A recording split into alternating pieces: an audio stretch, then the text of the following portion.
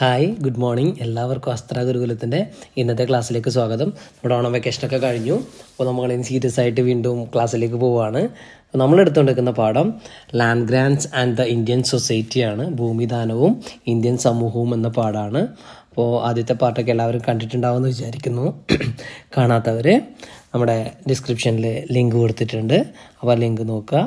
Okay, ക്ലാസ്സൊക്കെ കാണാം, നിങ്ങളുടെ അഭിപ്രായങ്ങളൊക്കെ പറയാം. ഓക്കെ, നമുക്കപ്പോൾ പെട്ടെന്ന് തന്നെ ക്ലാസ്സിലേക്ക് പോകാം. അപ്പോൾ നമ്മൾ ആദ്യം നോക്കുന്നത് ആർട്ട് ആൻഡ് ലിറ്ററേച്ചറാണ്, കലയും സാഹിത്യവും. Okay, we have studied the socio political developments of the Gupta period. Along with this art and Sanskrit literature developed during the period. അതായത് നമ്മൾ ഗുപ്ത കാലഘട്ടത്തിലെ സാമൂഹ്യ രാഷ്ട്രീയപരമായിട്ടുള്ള മാറ്റങ്ങൾ, വികാസങ്ങളെ കുറിച്ചൊക്കെ നമ്മൾ പറഞ്ഞു. ഓൾറെഡി നമ്മൾ കണ്ടിട്ടുണ്ട് ഇല്ലേ, മറന്നുപോയിട്ടൊന്നുമില്ലല്ലോ. നിങ്ങൾ കേട്ട ക്ലാസ്സിലൊക്കെ നമ്മൾ ശരിക്കും മനസ്സിലാക്കിയിട്ടുണ്ട്.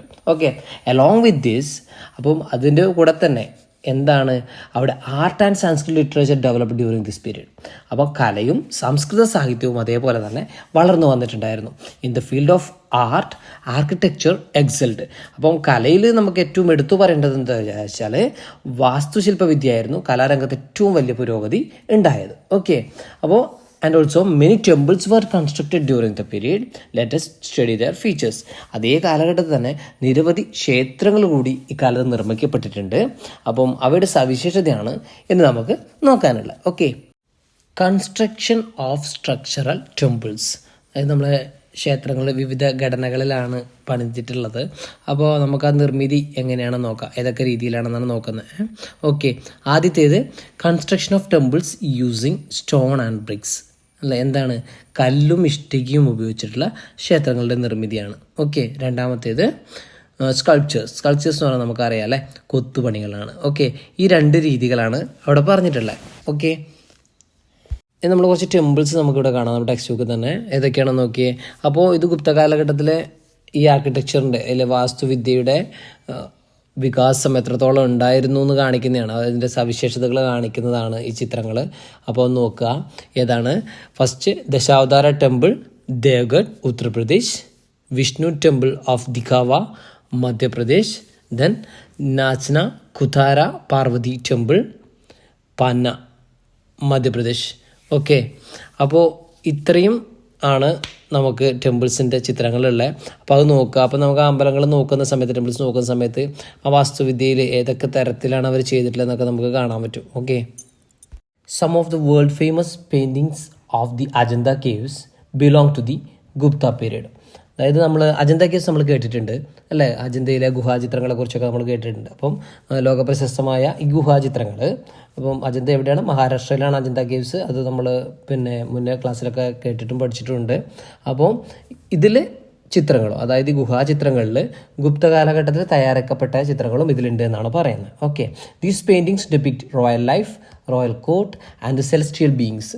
അപ്പം ഈ ചിത്രത്തിൽ എന്തൊക്കെയാണ് ഉള്ളതെന്ന് വിചാരിച്ചാൽ രാജകീയ ജീവിതമുണ്ട്, രാജസസ്, അതുപോലെ തന്നെ സെലസ്റ്റിയൽ ബീയിങ്സ്, അതിമാനുഷികമായ ജീവികൾ, ഇവരുടെയൊക്കെ ചിത്രം അതിനകത്ത് ആവിഷ്കരിച്ചിട്ടുണ്ടെന്ന് പറയുന്നു. Then scenes from the Ramayana and Mahabharata also became themes of these paintings. അതായത് രാമായണം മഹാഭാരതത്തിലെ രംഗങ്ങളൊക്കെ ഈ പെയിൻറ്റിങ്ങിലെ ഇതിവൃത്തങ്ങളായിട്ട് തീമായിട്ട് വെച്ചിട്ടുണ്ട്. And also then natural colours were used to paint these pictures that have survived several centuries and still remain graceful. അപ്പോൾ ഈ ചിത്രങ്ങൾ വരക്കാൻ വേണ്ടി അല്ലെങ്കിൽ ചിത്രങ്ങൾ തയ്യാറാക്കാൻ വേണ്ടിയിട്ട് ഉപയോഗിച്ചത് എന്താണെന്ന് വിചാരിച്ചാൽ പ്രകൃതിദത്തമായിട്ടുള്ള വർണ്ണങ്ങളാണ്. പക്ഷേ ഇത്രയും നൂറ്റാണ്ടുകൾ കഴിഞ്ഞിട്ടും അതിപ്പോഴും വലിയ ചേഞ്ചസ് ഒന്നും ഇല്ലാതെ അതേ ഭംഗിയോടെ നിലനിൽക്കുന്നുണ്ടെന്ന് പറയുന്നു. Okay, Sanskrit literature received royal patronage during the Gupta period. Sanskrit was the language of administration.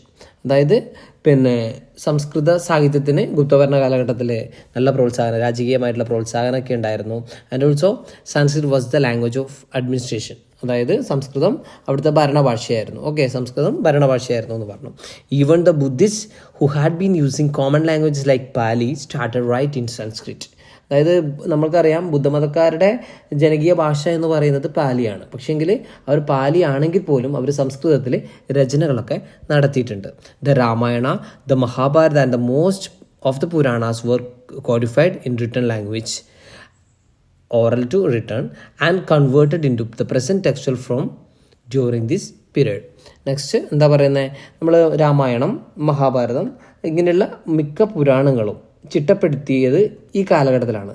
അതായത് പിന്നെ ഓറൽ ടു റിട്ടൺ എന്ന് പറഞ്ഞാൽ എന്താ, വാമൊഴിയിൽ നിന്ന് വരമൊഴിയിലേക്ക് മാറ്റുന്നതിനെ പറയാം ഓറൽ ടു റിട്ടൺ എന്ന്. നോക്കുക, ഒന്നുകൂടി നോക്കിയോ. The Ramayanas and Mahabharata and the most of the Puranas were codified in written language and converted into present textual form during this period. അപ്പോൾ ഈ കാലഘട്ടത്തിലാണ് ഇതൊക്കെ ചിട്ടപ്പെടുത്തിയത്. ഇതൊക്കെ മഹാഭാരതവും പിന്നെ രാമായണം അടങ്ങുന്ന മിക്ക പുരാണങ്ങളും പിന്നെ വാമൊഴിയിൽ നിന്ന് വരമൊഴിയിലേക്ക് മാറ്റി ചിട്ടപ്പെടുത്തിയൊരു കാലഘട്ടമാണ്. Okay, then dramas, poems, grammar and lexicon were composed during this period in Sanskrit. Okay, അപ്പോൾ അതുപോലെ തന്നെ പിന്നെ സംസ്കൃത ഭാഷയിൽ എന്തൊക്കെയാണ്, നാടകങ്ങളുണ്ടായി, ഡ്രാമാസ് ഉണ്ടായിരുന്നു, കാവ്യങ്ങൾ, ഓക്കെ, പിന്നെ പോയംസ് ഉണ്ടായിരുന്നു, ഗ്രാമർ അല്ലേ, വ്യാകരണം, പിന്നെ ലെക്സിക്കൺ, നിഘണ്ടു, ഇതൊക്കെ കമ്പോസ് ചെയ്തിട്ടുണ്ടായിരുന്നു. ഓക്കെ, ഈ കാലത്ത് ഇതൊക്കെ രചിക്കപ്പെട്ടിട്ടുണ്ടെന്ന് പറയുന്നു. അപ്പോൾ അതിൽ കുറച്ച് കാര്യങ്ങൾ നമ്മൾ ബോക്സിൽ താഴെ കൊടുത്തിട്ടുണ്ട്. The given table shows some of the major text of the period. നമ്മുടെ ടെക്സ്റ്റ് ബുക്കിലുണ്ട്, ഞാനത് ഡീറ്റെയിൽ ആയിട്ട് പോകുന്നില്ല. നമുക്ക് ടെക്സ്റ്റ് ബുക്കിൽ ആ കോളം മാത്രം ഒന്ന് വായിച്ച് മനസ്സിലാക്കാനേ ഉള്ളൂ. അത് ഞാൻ ഇവിടെ സ്ക്രീനിൽ ഇടുന്നില്ല കേട്ടോ. Although Sanskrit dramas are well renowned, when they were staged, only the so-called upper caste male characters spoke in Sanskrit. അതുപോലെ തന്നെ ലോകപ്രസിദ്ധമാണെന്ത്, സംസ്കൃത നാടകങ്ങൾ. പക്ഷേങ്കിൽ പിന്നെ അവിടെ പറയുന്നത് എന്താണെന്ന് വിചാരിച്ചാൽ, വെൻ ദേ വർ സ്റ്റേജ്ഡ്, അവ അവതരിപ്പിക്കുന്ന സമയത്ത് only the so called upper caste male characters spoke in Sanskrit. അപ്പോൾ അവതരിപ്പിക്കുന്ന സമയത്ത് ഈ പുരുഷ കഥാപാത്രങ്ങൾ എന്ന് പറയുന്നത് ഉന്നത ജാതിയിൽപ്പെട്ട അപ്പർ കാസ്റ്റ്പ്പെട്ട പുരുഷ കഥാപാത്രങ്ങൾ മാത്രമേ എന്ത് സംസാരിക്കത്തുള്ളൂ, സംസ്കൃതം സംസാരിക്കുള്ളൂ. Okay, when characters including the queen and the male characters belong to the caste considered lower used only Prakrit language. അതായത് പിന്നെ രാജ്ഞി അടക്കമുള്ള സ്ത്രീകളും അതുപോലെ തന്നെ താഴ്ന്ന ജാതിയിൽപ്പെട്ട പിന്നെ ഈ പുരുഷ കഥാപാത്രങ്ങളായിക്കോട്ടെ ഈ എല്ലാ ക്യാരക്ടേഴ്സും എന്ത് ചെയ്യണം, പ്രാകൃത ഭാഷ സംസാരിക്കണമായിരുന്നു. Okay, the 6 systems of philosophy which laid the foundation for the Indian philosophical thought also were formulated during this period. അപ്പോൾ 6 systems of philosophy നമ്മൾ മലയാളത്തിൽ ഷഡ് ദർശനങ്ങൾ എന്ന് പറയും. ഓക്കെ, ഈ ദർശനങ്ങൾ ഇന്ത്യൻ തത്വചിന്തയ്ക്ക് അല്ലെങ്കിൽ ഇന്ത്യൻ ഫിലോസഫിക്ക് പിന്നെ അടിസ്ഥാനമായി മാറിയിട്ടുണ്ട് ഈ ഷഡ് ദർശനങ്ങൾ അഥവാ 6 systems of philosophy എന്ന് പറയുന്നത്. ഓക്കെ, അപ്പോൾ ഇവിടെ ഇതെങ്ങനെ രൂപപ്പെട്ടെന്ന് വിചാരിച്ചാൽ the took shape through mutual debates ആണ്. അപ്പോൾ പരസ്പര സംവാദങ്ങളിലൂടെയാണിത് രൂപപ്പെട്ട് വന്നിട്ടുള്ളത്. അപ്പോൾ നമ്മളോട് അത് ഏതൊക്കെയാണ്, അതിൻ്റെ പിന്നെ എക്സ്പോണൻസ് ആരൊക്കെയാണ്, വക്താക്കൾ ആരൊക്കെയാണെന്നും പറയുന്നുണ്ട്. ഏതാണ് ദർശനം അല്ലെങ്കിൽ ഏതാണ് ഫിലോസഫി, ഏതാണ് എൻ്റെ എക്സ്പോണൻറ്റ് എന്നുള്ളത് പറയുന്നുണ്ട്. നമുക്ക് നോക്കാമല്ലോ. ഫസ്റ്റ് സാങ്ക്യ, ആരാണ്, Kapila. Next Yoga, exponent Patanjali. Next Nyaya, Gautama. Then Vaisheshika, Kanada. Then Vedanta, Badarayana. Then next Mimamsa, Jaimini. Okay, ഇത്രയാണുള്ളത്. അപ്പോൾ അതുപോലെ തന്നെ നമ്മൾ പഠിച്ചു നോക്കി ഏതാണ് ഫിലോസഫി എന്നും ഏതാണ് ആരാണ് എക്സ്പോണൻ്റ് എന്നില്ലെങ്കിൽ എൻ്റെ വക്താക്കൾ ആരാണെന്നുള്ളതും കൂടി പഠിച്ചു നോക്കാം. നെക്സ്റ്റ് സയൻസ് ആണ്, ശാസ്ത്രം അല്ലേ. യെസ്, അപ്പോൾ നമുക്ക് ഗുപ്ത പീരീഡിൽ എന്തൊക്കെ കോൺട്രിബ്യൂഷൻസ് ആണ് സയൻസ് ഫീൽഡ് കിട്ടിയെന്നാണ് നമ്മൾ നോക്കുന്നത്. Okay, books on science also were written during the Gupta period. Most of the books were astronomy, mathematics and medical science. അതായത് ഗുപ്ത കാലഘട്ടത്തിൽ ശാസ്ത്ര ഗ്രന്ഥങ്ങൾ ഒരുപാട് രചിക്കപ്പെട്ടിട്ടുണ്ട്. അതിൽ മോസ്റ്റ് ഓഫ് ദ ബുക്സ് എന്ന് പറയുന്നത് ഏറ്റവും പ്രധാനപ്പെട്ടത് ഇമ്പോർട്ടൻ്റ് ആയ ബുക്സ് എന്ന് പറയുന്നത് ആസ്ട്രോണമി, മാത്തമാറ്റിക്സ് ആൻഡ് മെഡിക്കൽ ഫീൽഡിലായിരുന്നു. ഓക്കെ, ഈ മേഖലകളിലാണ് കൂടുതലായിട്ട് ഗ്രന്ഥങ്ങൾ രചിക്കപ്പെട്ടിട്ടുള്ളത്. ഏതൊക്കെയായിരുന്നു? ജ്യോതിശാസ്ത്രം, ഗണിതം, വൈദ്യശാസ്ത്രം എന്നീ മേഖലകളിൽ. Notable works of the period were Brihat Samhita. Okay, Brihat Samhita ആരുടേതാണ്? വരാഹമിഹിരൻ്റെ Brihat Samhita. Then Aryabhatiya of Aryabhata and Amarakosha of അമരസിംഹൻ്റെ അമരകോശ. ഇതൊക്കെയാണ് ആ കാലഘട്ടത്തിലെ പ്രധാനപ്പെട്ട ഗ്രന്ഥങ്ങൾ എന്ന് പറയുന്നത്. ഓക്കെ, മെറ്റലർജി എന്ന് പറഞ്ഞാൽ ലോഹ സംസ്കരണം. നോക്കാം. The iron pillar built in 4th century CE and situated at Mehrauli near Delhi is an excellent example for the technological skills achieved in metallurgy during that period. Weathering and the rains and heat for several centuries, this iron pillar shows no sign of rusting. അതായത് നോക്കുക, the iron pillar built in 4th century ഏത് കാലഘട്ടത്തിലാണ്? 4ാം നൂറ്റാണ്ടിൽ എവിടെയാണ് നിർമ്മിച്ചത്? ഡൽഹിയിലെ മെഹ്റൗലിയിൽ. Okay, ഡൽഹിക്ക് അടുത്തുള്ള മെഹ്റൗലിയിൽ നിൽക്കുന്ന ഒരു ഇരുമ്പ് സ്തംഭമാണ്. ഓക്കെ, ഒരു അയൺ പില്ലറാണ്. പിന്നെ അത് ഏറ്റവും ഉദാഹരണമായിട്ട് ഈ പറഞ്ഞ മെറ്റലർജിക്ക് ഏറ്റവും വലിയ എക്സാമ്പിളായിട്ട് പറയുന്നത്. എന്തുകൊണ്ടാണെന്ന് വിചാരിച്ചാൽ അത് ഇപ്പോഴും എന്താണ് നല്ല കാറ്റും മഴയും വെയിലും ഒക്കെ ഏറ്റിട്ടും എന്തില്ല, അതിനിപ്പോഴും ഒരു തുരുമ്പുമില്ലാതെ നിലനിൽക്കുന്നുണ്ട്. അതുകൊണ്ട് അതിന് എക്സാമ്പിളായത് മെറ്റലർജിക്ക് ഒരു എക്സാമ്പിളായിട്ട് ഇവിടെ പറയണം. Okay, next title south India അല്ലേ. യെസ്, അപ്പോൾ നമ്മൾ ഓൾറെഡി ഡിസ്കസ് ചെയ്തിട്ടുണ്ട് എന്താണ് ഗുപ്ത രാജാക്കന്മാർ ബ്രാഹ്മണർക്ക് ഭൂമി കൊടുത്തതിനെ കുറിച്ചൊക്കെ നമ്മൾ പറഞ്ഞിട്ടുണ്ട്. അപ്പോൾ ഇത് സൗത്ത് ഇന്ത്യയിലേക്ക് ഈ ലാൻഡ് ഗ്രാൻഡിങ്സ് വ്യാപിച്ചതിനെ കുറിച്ചാണ് നമ്മളിനി പറയാൻ വേണ്ടി പോകുന്നത്. Okay, we have discussed the granting of land to Brahmins by the Gupta rulers. The practice of the land grant spread to South India by the 6th century CE. അപ്പോൾ നമ്മൾ ഗുപ്ത രാജാക്കന്മാർ അവിടുത്തെ ബ്രാഹ്മണർക്ക് ഭൂമിദാനം നൽകിയതിനെ കുറിച്ചൊക്കെ പറഞ്ഞിട്ടുണ്ട്.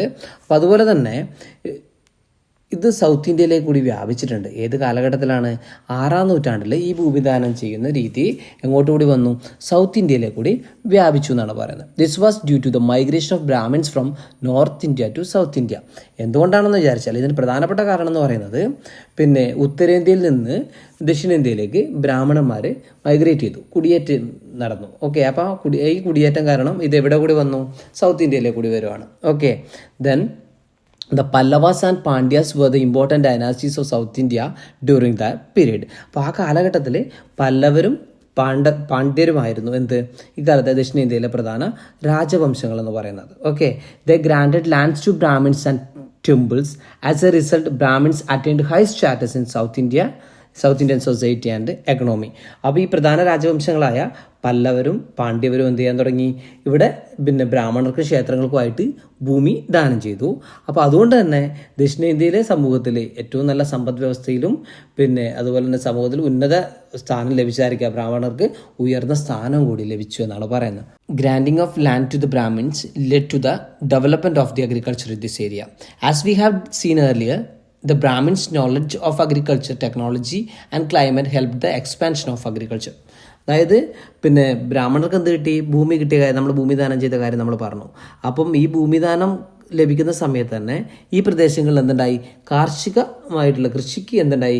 വികസനം ഉണ്ടായി. ഓക്കെ, നമ്മൾ മുന്നത്തെ ഭാഗത്തിൽ പറഞ്ഞിട്ടുണ്ട് ഇതേ കാര്യം. തന്നെയാണ് നമ്മൾ ടെക്സ്റ്റ് ബുക്ക് നമ്മളോട് പറയുന്നത്. As we have seen earlier, the Brahmins knowledge of agriculture, technology and climate help the expansion of agriculture. ബ്രാഹ്മണർക്ക് എന്തുണ്ടായിരുന്നു? കൃഷിയുടെ സാങ്കേതിക വിദ്യയെക്കുറിച്ച് അതുപോലെ തന്നെ കാലാവസ്ഥയെക്കുറിച്ച് അറിവുണ്ട് എന്ന് നമ്മൾ കഴിഞ്ഞ ഭാഗത്ത് നമ്മൾ പഠിച്ചിട്ടുണ്ട്. അപ്പം അതുള്ളത് കൊണ്ട് തന്നെ കാർഷിക മേഖല ലാൻഡ് ഗ്രാൻഡിങ്സ് സംഭവിച്ചതിന് ശേഷം അല്ലെങ്കിൽ ഭൂമിദാനം കിട്ടിയതിന് ശേഷം ഈ മേഖലയിൽ കാർഷിക മേഖലയിൽ വലിയൊരു പുരോഗതി ഉണ്ടായി. Okay, Kings and locals administrative bodies encouraged agriculture by building reservoirs and maintaining irrigation facilities. അപ്പോൾ അതുപോലെ തന്നെ ഇവിടുത്തെ രാജാക്കന്മാരും അതുപോലെ തന്നെ ലോക്കൽ അഡ്മിനിസ്ട്രേറ്റീവ് ബോഡീസ്, അതായത് ഇവിടുത്തെ ഗ്രാമത്തിലെ ഭരണകൂടമൊക്കെ എന്ത് ചെയ്തു? ജലസംഭരണികളൊക്കെ നിർമ്മിച്ചു. അതുപോലെ തന്നെ ഇറിഗേഷൻ ഫെസിലിറ്റീസ് ഉണ്ടാക്കി കൊടുക്കുകയാണ്. ഓക്കെ, എന്താണ് ജലസേചന സംവിധാനം ഒരുക്കിയൊക്കെ കൊടുത്തിട്ട് കൃഷിനെ നല്ല രീതിയിൽ പ്രോത്സാഹിപ്പിച്ചു. There was agriculture progress in the Pallava kingdom due to the activities of temples controlled by the Brahmins. അതായത് പല്ലവ രാജ്യത്ത് വലിയൊരു കാർഷിക പുരോഗതി ഉണ്ടായി എന്ന് പറഞ്ഞു. എന്തിൻ്റെ ഫലമായിട്ടാണെന്ന് പറഞ്ഞാൽ ഇവിടെ ബ്രാഹ്മണരുടെ നേതൃത്വത്തിലുണ്ടായിരുന്ന ക്ഷേത്രങ്ങളുടെ ഇടപെടലിൻ്റെ ഭാഗമായിട്ട് കാർഷിക മേഖലയിൽ വലിയ പുരോഗതി ഉണ്ടാവുകയാണ്. Okay, surplus production in agriculture led to the progress of trade. അപ്പം കാർഷിക പുരോഗതി ഉണ്ടാകുമ്പോൾ എന്തുണ്ടാവും? മിച്ചോൽപാദനം ഉണ്ടാവും അല്ലേ? ഉൽപാദനത്തിൽ മിച്ചം വരും. ഈ ഉൽപാദന മിച്ചം എന്തുണ്ടായി? വ്യാപാരത്തിൻ്റെ പുരോഗതി കുറച്ചുകൂടി കൂട്ടാനുള്ള കാരണമായിട്ട് മാറിയിട്ടുണ്ട്. Okay, surplus production agriculture led to the progress of trade. Then maritime trade flourished along with internal trade. അതായത് ഈ ആഭ്യന്തര വ്യാപാരത്തിൻ്റെ കൂടെ തന്നെ മെറിടൈം എന്ന് പറഞ്ഞാൽ സമുദ്രത്തിൽ കടൽമാർഗ്ഗം അല്ലെങ്കിൽ സമുദ്രമാർഗ്ഗമുള്ള വ്യാപാരവും വളർന്നു എന്ന് പറയാം. Okay, Mahabalipuram was busy port under the Pallavas. Nagapattinam was another port of trade. Okay, അപ്പോൾ അവിടെ തിരക്കേറിയൊരു തുറമുഖത്തിൻ്റെ പേര് പറയാണ്. എന്താണ്? മഹാബലിപുരം പല്ലവന്മാരുടെ ഒരു തുറമുഖമാണ്. അതുപോലെ തന്നെ മറ്റൊരു തുറമുഖത്തിൻ്റെ പേരാണ് നാഗപട്ടണം. ഓക്കെ, എന്തായിരുന്നു? Nagapattinam. Okay, then merchant guilds was a feature of the Pandyan trade. The merchant guilds which were known as Srenis in North India and came to be called known as Vanika communities in South India.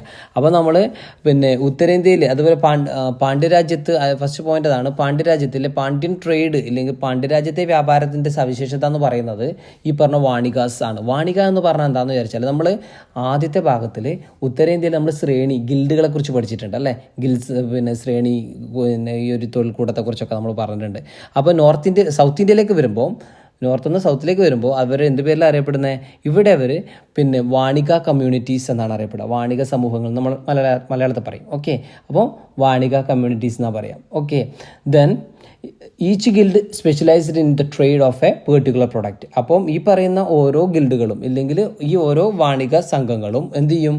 അവരുടെ ഏതെങ്കിലും ഒരു വ്യാപാരത്തിൽ ഏതെങ്കിലും ഒരു ഇതിൽ പിന്നെ അവർ focus ചെയ്യും, ശ്രദ്ധ കേന്ദ്രീകരിക്കും. ഇങ്ങനെയായിരുന്നു അവിടുത്തെ വാണിജ്യം നടന്നിരുന്നത്. ഓക്കെ, നഗരത്താർ എന്ന് പറയുന്നത് പിന്നെ വ്യാപാരികളാണ്. ഓക്കെ, ദെൻ ഇവിടെ നെക്സ്റ്റ് പറയാം, pepper, sandal, gold and pearls for the chief items of export from the Pandian kingdom. അതായത് കുരുമുളക്, ചന്ദനം, സ്വർണം, പേൾ, മുത്ത് ഇവയൊക്കെയായിരുന്നു പാണ്ഡ്യൻ കിങ്ഡം, അതായത് പാണ്ഡ്യ രാജ്യത്തു നിന്നുള്ള പ്രധാന കയറ്റുമതി ചെയ്യുന്ന എക്സ്പോർട്ട് ചെയ്യുന്ന ഐറ്റംസ് എന്ന് പറഞ്ഞാൽ ഈ പറഞ്ഞ സാധനങ്ങളാണ്. ഏതൊക്കെയായിരുന്നു? പെപ്പറും സാൻഡലും gold and pearl. Okay, the Pandyas traded with Roman, Greek, Chinese and Arab merchants through the ports കോക്കൈ, കായൽപട്ടണം ആൻഡ് പെരിയപട്ടണം. അതായത് പിന്നെ പാണ്ഡ്യർ പ്രധാനമായിട്ട് കച്ചവടം നടത്തിയിരുന്ന ആരൊക്കെയായിട്ടാന്ന് വിചാരിച്ചാൽ ഒന്ന് റോമൻ, ദെൻ ഗ്രീക്ക്, ചൈനീസ്, അറബി വ്യാപാരികളുമായിട്ടാണ്. ഓക്കെ, തുടങ്ങിയവരുമായിട്ടാണ് കച്ചവടം നടത്തിയിട്ടുള്ളത്. അത് ഏത് തുറമുഖം വഴി എന്ന് വിചാരിച്ചാൽ കോർക്കൈ, കായൽപട്ടണം, പെരിയപട്ടണം ഓക്കെ തുടങ്ങിയ തുറമുഖങ്ങൾ വഴിയാണ് ഇവരുമായിട്ടുള്ള കച്ചവടം നടത്തിപ്പോകുന്നത്. Okay, expansion of agriculture, growth of trade and variety of crafts became the source of revenue to the Pallava and Pandya kingdoms. Land tax was the chief source of income. അതായത് പിന്നെ പല്ലവ പാണ്ഡ്യ രാജ്യങ്ങൾക്ക് മെയിനായിട്ട് നികുതി മാർഗങ്ങൾ എന്ന് പറയുന്നത് നികുതി മാർഗങ്ങളായിട്ട് മാറിയത് ഒന്ന് എക്സ്പാൻഷൻ ഓഫ് അഗ്രികൾച്ചറാണ്, കൃഷിയുടെ വ്യാപനവും അതുപോലെ തന്നെ ഗ്രോത്ത് ഓഫ് ട്രേഡ് വ്യാപാരത്തിൻ്റെ വളർച്ച, അതുപോലെ ഡിഫറെൻറ്റ് വെറൈറ്റി ഓഫ് ക്രാഫ്റ്റ്സ് ആണ് അല്ലെ, വ്യത്യസ്തമായ തൊഴിലുകളൊക്കെ അവർക്കൊരു പിന്നെ റവന്യൂ ആയിട്ട് മാറിയിട്ടുണ്ട്. ഓക്കെ, അപ്പം പിന്നെ നികുതി മാർഗങ്ങളായിട്ട് മാറിയിട്ടുണ്ടെന്ന് പറഞ്ഞു. Then land tax was the chief source of the income. അതായത് ഭൂനികുതി ആയിരുന്നു ഇതിലേറ്റവും പ്രധാനം എന്ന് പറയാൻ പറ്റുക. People had to pay 1/10 to 1/6 of the produce as land tax. അതായത് വിളവിൻ്റെ 1/10 മുതൽ 1/6 വരെ എന്ത് ചെയ്യണം, ഇവർ നികുതിയായിട്ട് നൽകണമായിരുന്നു. Okay, then those engaged in different crafts had to pay taxes. At the same time, the Brahmadeya and granted to temples and agraharas were exempted from land tax. അതായത് പിന്നെ നമ്മൾ പറഞ്ഞു ഇത് വിളവിൻ്റെ 1/10 മുതൽ 1/6 വരെയുള്ള ഇത് പിന്നെ നികുതിയായിട്ട് നൽകുന്നത് കൂടാതെ ഇവിടെ വ്യത്യസ്ത തൊഴിലുകൾ ചെയ്യുന്നവരും നികുതി അടക്കണം. പക്ഷേ ഇവിടെ ക്ഷേത്രത്തിന് ദാനം ചെയ്യപ്പെട്ട ഭൂമി, അതായത് ക്ഷേത്രത്തിന് ദാനം ചെയ്യപ്പെട്ട ഭൂമി ബ്രഹ്മദേയ എന്നാണ് പറയുക. ഓക്കെ, ഈ പിന്നെ ബ്രഹ്മദേയവും അതുപോലെ തന്നെ ബ്രാഹ്മണർക്ക് താമസിക്കുന്ന സ്ഥലത്തിനാണ് നമ്മൾ അഗ്രഹാരാസ് എന്ന് പറയാം. ഓക്കെ, ബ്രാഹ്മൺ വില്ലേജ് ആണ്. അപ്പോൾ അവരെയും ഈ ഭൂനികുതിയിൽ നിന്ന് ഒഴിവാക്കിയിട്ടുണ്ട്. ഓക്കെ, ഇതാണ് ആ പാരഗ്രാഫിൽ പറയുന്നത്. നമ്മുടെ പേജ് നമ്പർ 59 നമ്മളിപ്പോൾ എടുത്ത് പറഞ്ഞുകൊടുക്കുന്ന ഭാഗത്തിൻ്റെ സൈഡത്തിൻ്റെ കോളത്തിൽ കാണാം നമുക്ക് ബ്രഹ്മസ്വം ഓർ ബ്രഹ്മദേയ. ഓക്കെ, എന്താണ് ബ്രഹ്മസ്വം അഥവാ ബ്രഹ്മദേയം നോക്കിയേ. Land granted to a group of Brahmins was called Brahmadeya. അതായത് പിന്നെ ഒരു കൂട്ടം ബ്രാഹ്മണർക്ക്, ഗ്രൂപ്പ് ഓഫ് ബ്രാഹ്മിൻസിന് പിന്നെ ഭൂമി ദാനമായിട്ട് നൽകുന്നതിന് ആ ഭൂമിയെ നമ്മളെന്ത് പറയും? ബ്രഹ്മദേയം എന്ന് വിളിക്കുന്നു. Okay, next Agrahara. അഗ്രഹാര എന്ന് പറഞ്ഞാൽ Brahmin villages were called Agraharas അല്ലെ, ബ്രാഹ്മണ ഗ്രാമങ്ങളാണ് അഗ്രഹാര എന്നുള്ള പേരിൽ അറിയപ്പെടുക. Then Devaswam or Devadanam. Okay, Devaswam or Devadanam. Land gifted to the deity or the temple came to be called Devadanam. അതായത് നമ്മൾ ദേവന് അല്ലെങ്കിൽ ഏതാണോ ദൈവത്തെ അവിടുത്തെ ആ ടെമ്പിളിലെ ദേവന് നമ്മൾ പിന്നെ ഇല്ലെങ്കിൽ ക്ഷേത്രത്തിന് ഭൂമി ദാനമായിട്ട് ചെയ്യുന്നതിന് നമ്മളെന്ത് പറയും? ദേവദാനം എന്ന് പറയും. This land was administered by the temple trustees. അപ്പം ഈ ക്ഷേത്രം പിന്നെ ഇല്ലെങ്കിൽ ഭൂമിയൊക്കെ നോക്കുന്നത്, ക്ഷേത്രവും ഭൂമിയും നോക്കുന്നത് ആ ക്ഷേത്രത്തിൻ്റെ ആരാണോ അതിൻ്റെ പിന്നെ ട്രസ്റ്റി ഇല്ലെങ്കിൽ പിന്നെ നടത്തിപ്പുകാരൻ അവരാണത് നോക്കുക. Okay, now let's discuss the social and cultural life of South India. അപ്പോൾ നമുക്ക് ഇനി പിന്നെ ദക്ഷിണേന്ത്യയുടെ സാമൂഹ്യ സാംസ്കാരിക ലൈഫിനെ കുറിച്ചാണ് നമുക്ക് നോക്കേണ്ടത്. ഓക്കെ, നോക്കിയേ. The Pallava Pandya societies were based on the caste system. അപ്പോൾ പല്ലവ പാണ്ഡ്യ പ്രദേശങ്ങളിലെ ജനങ്ങൾ എന്ത് വ്യവസ്ഥയിലായിരുന്നു? ജാതി വ്യവസ്ഥയിൽ, കാസ്റ്റ് സിസ്റ്റത്തിൽ അധിഷ്ഠിതമായൊരു ജീവിതമായിരുന്നു. Okay, the Brahmins who received large extents of land as Brahmadeya. അപ്പം ബ്രാഹ്മണർക്ക് ബ്രഹ്മദേയം എന്നുള്ള പേരിൽ ഒരുപാട് ഭൂമി ലഭിച്ചിട്ടുണ്ട്. അപ്പോൾ അതുകൊണ്ട് തന്നെ ബ്രാഹ്മണർ എന്തായിരിക്കും? അവിടെ വെൽത്തിയാണ്, ഉന്നത സ്ഥാനം കൈവരിക്കുന്ന ആൾക്കാർ. അവിടുത്തെ ഡൊമിനൻ്റ് സ്റ്റാറ്റസ് ആർക്കായിരുന്നു? ബ്രാഹ്മണർക്കായിരുന്നു. Okay, those who were considered as low caste suffered many hardships. There were also sections outside the varna system. അതായത് താഴ്ന്ന ജാതിക്കാരായിട്ട് അല്ലെങ്കിൽ കീഴ്ജാതികളായിട്ട് കണക്കാക്കപ്പെട്ട ആൾക്കാർ ഒരുപാട് ദുരിതങ്ങളും അവശതകളൊക്കെ അനുഭവിച്ചിരുന്നു. പിന്നെ അതുപോലെ തന്നെ അത് കൂടാതെ വർണ്ണവ്യവസ്ഥയ്ക്ക് പുറത്തുള്ള വിഭാഗങ്ങളും വേറെ ഉണ്ടായിരുന്നു. ഓക്കെ, വർണ്ണ സിസ്റ്റത്തിന് പുറത്തുള്ള വിഭാഗവും ഉണ്ടായിരുന്നു എന്ന് പറയുന്നു. There was a village autonomy in the Pallava and Pandya kingdoms. അപ്പോൾ പല്ലവ പാണ്ഡ്യ ദേശങ്ങളിൽ എന്തുണ്ടായിരുന്നു? പിന്നെ വില്ലേജ് ഓട്ടോണമി എന്ന് പറഞ്ഞാൽ ഗ്രാമ സ്വയംഭരണം ഉണ്ടായിരുന്നു എന്നാണ് നിലനിന്നിരുന്നു എന്നാണ് പറയുന്നത്. Okay, village courts also existed. അവിടെ ഗ്രാമ കോടതി ഉണ്ടായിരുന്നു. Then education, justice etcetera were administered and disputes were discussed and settled through the collective opinion. അതായത് അവിടുത്തെ പിന്നെ വിദ്യാഭ്യാസം, നീതിന്യായം എന്നിവ ഒക്കെ നടപ്പിലാക്കുന്നതും അതുപോലെ തന്നെ തർക്കങ്ങളൊക്കെ തീർപ്പാക്കുന്നതൊക്കെ ഒരുമിച്ച് കൂടി ചർച്ച ചെയ്തിട്ടാണ്. Then the kings did not interfere in such matters. രാജാക്കന്മാർ ഇതിലൊന്നും ഇടപെട്ടിട്ടുണ്ടായിരുന്നില്ല. Neither did the interfere in the customs, practices of worship or caste rules. അതായത് ജാതി നിയമങ്ങളോ ആരാധനാക്രമങ്ങളോ ആചാരങ്ങളിലൊന്നും രാജാക്കന്മാർ ഇടപെട്ടിട്ടുണ്ടായിരുന്നില്ല. Okay, Jainism and Buddhism, which we studied earlier, were flourishing in South India before the Pallava period. But this religion declined with the increased power of Brahmins. അതായത് നമ്മൾ മുൻ ക്ലാസ്സിൽ ആദ്യം തന്നെ നമ്മൾ പഠിച്ചിട്ടുണ്ടല്ലേ, ജൈനിസവും പഠിച്ചിട്ടുണ്ട്, ബുദ്ധമതവും പഠിച്ചിട്ടുണ്ട്. അപ്പം ഈ പല്ലവരുടെയൊക്കെ കാലഘട്ടത്തിന് മുമ്പ് ദക്ഷിണേന്ത്യയിൽ എന്തുണ്ടായിരുന്നു? ഈ പറഞ്ഞ ജൈനമതവും ബുദ്ധമതമൊക്കെ ഉണ്ടായിരുന്നു. പക്ഷേങ്കിൽ ഈ മതവിഭാഗങ്ങൾ പിന്നെ എങ്ങനെ ബ്രാഹ്മിൻസിൻ്റെ വരവോട് കൂടിയിട്ട് ക്ഷയിച്ചു എന്നാണ് പറയുന്നത്. Okay, both Pallavas and Pandyas build Shaiva Vaishnava temples and encouraged the ഭക്തി മൂവ്മെൻറ്റ്. അപ്പോൾ പല്ലവരും അതുപോലെ പാണ്ഡ്യരും എന്ത് ചെയ്തു? ശൈവ വൈഷ്ണവ ടെമ്പിൾസൊക്കെ നിർമ്മിച്ചു. പിന്നെ അതുപോലെ എൻകറേജ്ഡ് ദ ഭക്തി മൂവ്മെൻറ്റ്, ഭക്തി പ്രസ്ഥാനത്തെ പ്രോത്സാഹിപ്പിക്കുകയും കൂടി ചെയ്തു. Ideas of Brahmanical religion and bhakti were reflected well in the South Indian literary works of that period. Pallavas encouraged Sanskrit literature. The Pallava king Mahendravarman first was Sanskrit scholar. അപ്പോൾ ഇവിടെ നോക്കുക, പിന്നെ ദക്ഷിണേന്ത്യൻ സാഹിത്യത്തിലെ ഈ ബ്രാഹ്മണ മതത്തിൻ്റെയും അതുപോലെ തന്നെ ഭക്തിയുടെയും ആശയങ്ങളാണ്, ഐഡിയാസാണ് നമുക്ക് കൂടുതലായിട്ട് പ്രതിഫലിച്ചതായിട്ട് കാണാൻ പറ്റുക. Okay, Pallavas encouraged Sanskrit literature. പല്ലവന്മാർ പല്ലവരെന്ത് ചെയ്തു? സംസ്കൃത സാഹിത്യത്തെ പ്രോത്സാഹിപ്പിച്ചിട്ടുണ്ടായിരുന്നു. The Pallava king Mahendravarman first was Sanskrit scholar. അതായത് പല്ലവ രാജാവായ മഹേന്ദ്രവർമ്മൻ ഒന്നാമൻ എന്തായിരുന്നു? ഒരു സംസ്കൃത് സ്കോളറായിരുന്നു, സംസ്കൃത പണ്ഡിതനായിരുന്നു. അപ്പോൾ അദ്ദേഹത്തിൻ്റെ ഒരു കൃതിയുടെ പേര് ഇവിടെ പറയുന്നുണ്ട്, Mattavilasa Prahasana. Okay, temples of South India had a considerable influence on the life of the people at the time. അതായത് അക്കാലത്തെ ജനജീവിതത്തിൽ കാര്യമായൊരു സ്വാധീനം ചെലുത്തിയ ഒന്നായിരുന്നു എന്ത്? ദക്ഷിണേന്ത്യയിലെ ക്ഷേത്രങ്ങൾ. Temples were the chief works of art of that period. അപ്പോൾ ആ കാലഘട്ടത്തിലെ ഏറ്റവും പ്രധാന കലാനിർമ്മിതി എന്ന് പറയുന്നത് അമ്പലങ്ങളായിരുന്നു, ക്ഷേത്രങ്ങളായിരുന്നു. Okay, then important temples of the period are situated in Kanchipuram, Mahabalipuram and Madurai. South Indian style of the temple construction known as Dravidian style evolved during that period of the Pallavas, അപ്പോൾ അവിടെ next പറയാം കാഞ്ചീപുരം, അതുപോലെ Mahabalipuram, then next Madurai.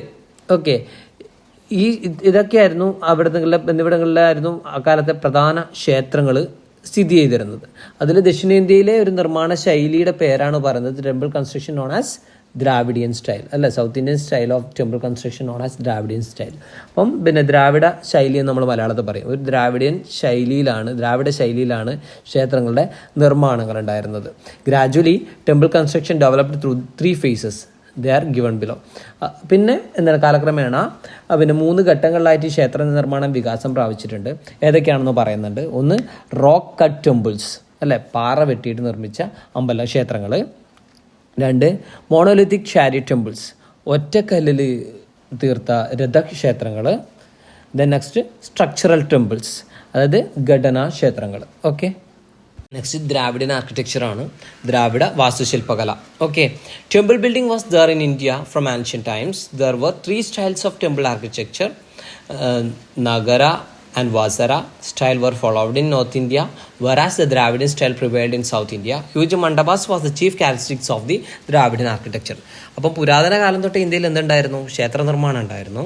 അതുപോലെ തന്നെ ക്ഷേത്ര വാസ്തുശില്പകല എന്ന് പറയുന്നത് 3 തരത്തിലാണുള്ളത്. അപ്പോൾ ഒന്ന് നോർത്ത് ഇന്ത്യയിൽ എന്ന് പറയുന്നത്, നോർത്ത് ഇന്ത്യയിലെ സ്റ്റൈൽ ഏതാണെന്ന് വിചാരിച്ചാൽ നാഗരയും വാസര, നഗര സ്റ്റൈൽ നഗരയും വാസരയാണ്. ഓക്കെ, അപ്പോൾ അതുപോലെ തന്നെ അതേസമയം ഇവിടെ ദക്ഷിണേന്ത്യയിൽ നിലനിന്നിരുന്ന ശൈലിയാണെന്ത് നമ്മൾ പറഞ്ഞ ദ്രാവിഡിയൻ സ്റ്റൈൽ എന്ന് പറയുന്നത്. ഓക്കെ, ഈ ദ്രാവിഡ ശൈലിയാണ് ദക്ഷിണേന്ത്യയിലുള്ളത്. അപ്പം അതിൽ എടുത്തു പറയുന്നതായിട്ടുള്ളത് huge mandapas was the chief characteristics of the Dravidian architecture. അപ്പോൾ വലിയ മണ്ഡപങ്ങൾ ഈ ദ്രാവിഡ സ്റ്റൈലിൻ്റെ ദ്രാവിഡൻ ആർക്കിടെക്ചറിൻ്റെ ഒരു സവിശേഷതയാണ്. Okay, then Pallavas were the first to prove excellence in Dravidian architecture. Temples at Mahabalipuram are the finest example for their excellence in temple building. അപ്പം ഇതിൽ പല്ലവരാണ് ഈ ദ്രാവിഡ വാസ്തുശില്പയിലെ ദ്രാവിഡൻ ആർക്കിടെക്ചറിൽ അവരുടെ കഴിവ് വൈദഗ്ധ്യം ആദ്യമായിട്ട് തെളിയിച്ചു എന്ന് തന്നെ പറയാൻ പറ്റുന്നവർ. അതിന് എക്സാമ്പിളായിട്ട് നിലനിൽക്കുന്നത് മഹാബലിപുരത്തെ ക്ഷേത്രങ്ങളാണ്. Okay, then at the same time the largest number of temples in the Dravidian style were built by the Cholas. അതേപോലെ തന്നെ ദ്രാവിഡ ശൈലിയിൽ ഏറ്റവും അധികം ക്ഷേത്രങ്ങൾ നിർമ്മിച്ചത് ചോളന്മാരാണ്. ഓക്കെ, ആരാണ്? ചോളാസ് ആണ് പറയുന്നു. Temples built by them during that period still exist in different parts of Tamil Nadu. അപ്പം തമിഴ്നാടിൻ്റെ വിവിധ ഭാഗങ്ങളിൽ അക്കാലത്ത് നിർമ്മിക്കപ്പെട്ട ക്ഷേത്രങ്ങൾ ഇപ്പോഴും നിലനിൽക്കുന്നുണ്ടെന്ന് പറയുന്നുണ്ട്. അതിൽ കുറച്ച് ക്ഷേത്രങ്ങളുടെ പേരവിടെ പറയുന്നത് Meenakshi temple at Madurai and the Srirangam temple are the famous construction of the Pandyas. അപ്പോൾ പാണ്ഡ്യരുടെ കാലത്തെ ഏറ്റവും പ്രശസ്തമായ നിർമ്മിതികളായ 2 അമ്പലങ്ങളുടെ പേരാണ്, ക്ഷേത്രങ്ങളുടെ പേരാണ് മധുര മീനാക്ഷി ക്ഷേത്രവും ശ്രീരംഗ ക്ഷേത്രവും. Okay, temples built in Dravidian style of architecture have certain specific features. അതായത് ദ്രാവിഡിയൻ സ്റ്റൈൽ ഓഫ് ആർക്കിടെക്ചറിൽ തീർത്ഥ ക്ഷേത്രങ്ങൾക്ക് പ്രധാനമായിട്ടും എന്തുണ്ടാവും? ശ്രീകോവിൽ അഥവാ garbhagriha, vimana, the top portion of the temple building, ആ ബിൽഡിങ്ങിൻ്റെ ക്ഷേത്രത്തിൻ്റെ മുകൾ ഭാഗമാണ് വിമാന എന്ന് പറയുന്നത്. Then shikhara, the top portion of the വിമാനത്തിൻ്റെ മുകളറ്റമാണ് ശിഖരം എന്ന് പറയാം. Then mandapa and the pradakshinapatha. Okay, mandapa അല്ലെങ്കിൽ കൂടാതെ മണ്ഡപം കൂടാതെ പ്രദക്ഷിണ പദവും ഉണ്ടാവും. ആ പാത്ത് ഫോർ സർക്കംഅംബുലേഷൻ എന്ന് പറയും. Then ഗാൻജാറ്റിക് entrance gateways all toll ഗോപുരാസ്, അതായത് വലിയ ഒരു കവാടം ഉണ്ടാവും, പ്രവേശന കവാടങ്ങൾ ഉണ്ടാവും. അതുപോലെ തന്നെ ക്ഷേത്രത്തിന് ഉയർന്ന ഗോപുരങ്ങൾ ഉണ്ടാവും. Then carved elephants, horses and dragon faces decorative style are the characteristic features of the Dravidian style. അതായത് ആനകൾ, അതുപോലെ കുതിര, വ്യാളി മുഖങ്ങളൊക്കെ വലിയൊരു അലങ്കാരമായിട്ട് ഇവിടെ കൊത്തിവെച്ചിട്ടുണ്ടാവും. ഇതൊക്കെ ഈ ദ്രാവിഡിയൻ സ്റ്റൈലിൻ്റെ സവിശേഷതയാണ്. Okay, then characters from Idihasas and Puranas have been carved on the walls of these temples with great care and extraordinary skill. നമ്മൾ ഇതിഹാസങ്ങളൊക്കെ നമുക്കറിയാം, പുരാണങ്ങളും ഇതിഹാസങ്ങളൊക്കെ അറിയില്ല. അപ്പോൾ ഈ പുരാണങ്ങളിലെയും ഇതിഹാസങ്ങളിലെയും കഥകളും അതുപോലെ അതിലെ കഥാപാത്രങ്ങളൊക്കെ വളരെ ഭംഗിയായിട്ട് വളരെ കഴിവോട് കൂടിയിട്ട് വൈദഗ്ധ്യത്തോടെ ഇതിൻ്റെ ചുമരുകളിലൊക്കെ കൊത്തിവെച്ചിട്ടുണ്ടാവും എന്നാണ് പറയുന്നത്. ഓക്കെ, അപ്പോൾ നമുക്കത് കാണുമ്പോൾ തന്നെ കഥകളൊക്കെ ഒരു കഥ പോലെ തന്നെ ഇതിങ്ങനെ കുത്തിവെച്ചിട്ടുണ്ടാവും. ഇത്രയും കാര്യങ്ങളാണ് ദ്രാവിഡിയൻ സ്റ്റൈലിൽ പറയുന്നത്. അപ്പോൾ നമുക്ക് മെയിനായിട്ട് ഈ പാഠത്തിൽ ഇത്രയും ഭാഗങ്ങളാണ് നോക്കേണ്ടത്. അപ്പോൾ എല്ലാവർക്കും ക്ലാസ് മനസ്സിലായിട്ടുണ്ടാവും എന്ന് വിചാരിക്കുന്നു. നമ്മുടെ ആദ്യത്തെ ഭാഗം കാണാത്തവർ ഡിസ്ക്രിപ്ഷനിൽ ലിങ്ക് ഉണ്ട്, അത് നോക്കിയിട്ട് ആദ്യത്തെ ഭാഗങ്ങൾ കാണാം. നമ്മൾ എല്ലാ പാഠവും കഴിയുമ്പോൾ തരുന്ന പോലെ നോട്ട്സ് ഞങ്ങൾ അപ്ലോഡ് ചെയ്ത് തരും. പെട്ടെന്ന് തന്നെ അപ്ലോഡ് ചെയ്യാൻ വേണ്ടി ശ്രമിക്കാം. അപ്പോൾ നമ്മുടെ ഓണം വെക്കേഷനൊക്കെ കഴിഞ്ഞ് നമ്മൾ ഇനി അടുത്ത എക്സാമിന് വേണ്ടിയുള്ള തയ്യാറെടുപ്പാണ്. അപ്പോൾ നേരത്തെ പഠിച്ചു തുടങ്ങിയാൽ നമുക്ക് വലിയ ബുദ്ധിമുട്ടൊന്നും ഉണ്ടാവില്ല. ഓക്കെ, നമ്മൾ ബാക്കിയുള്ള വിഷയങ്ങളുടെ ക്ലാസ്സുകളും അപ്ലോഡ് ചെയ്യുന്നുണ്ട്. അപ്പോൾ അതും കാണാം. നിങ്ങളുടെ അഭിപ്രായങ്ങൾ കമൻ്റായിട്ട് ചെയ്യുക. അതുപോലെ നമ്മുടെ വീഡിയോസൊക്കെ ഇഷ്ടപ്പെട്ടാൽ ലൈക്ക് ചെയ്യുക, ഫ്രണ്ട്സിനൊക്കെ ഷെയർ ചെയ്ത് കൊടുക്കുക കേട്ടോ. അപ്പോൾ നമുക്ക് അടുത്ത ക്ലാസ്സിൽ കാണാം. Okay, by.